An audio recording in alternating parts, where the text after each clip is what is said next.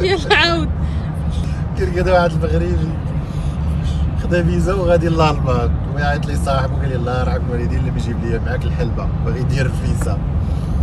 ويهز واحد المويكه عمرها حلبه دارها في الصاك، طلع للطياره، مشى وصل للمطار، هبط دايز في السكانير.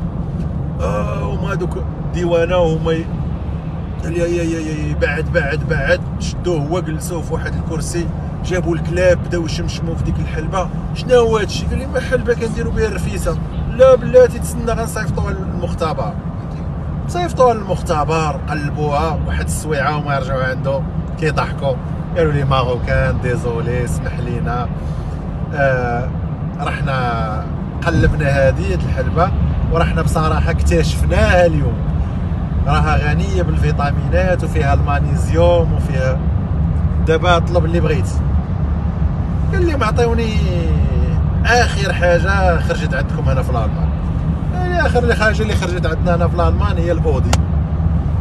جابوا لي اودي عطاوها لي. ايوا مشى في حالته داك المغربي، شاد دوز الشهر ديال الكونجي، رجع للمغرب ويعاود لصحيبو، قال لي راه كاين وكاين وكاين. صاحبو هو يمشي هو طلب فيزا. اييه اش دار هو يعمر واحد الخنيشه بحبر شاب. طلع شد الطياره، اييه فن هبط في المطار، داز الصاك في السكانير. لا طلعت قال لي زكا بعد، جابوا لي كريسي قالوا هاي الامور غادا زوينه، برك هنا غنصيفطو نديروا ليه التحليله.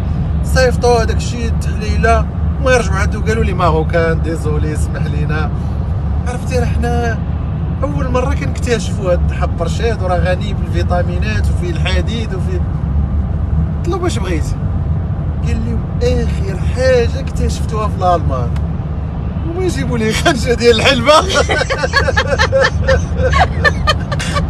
وهي اخر حاجه.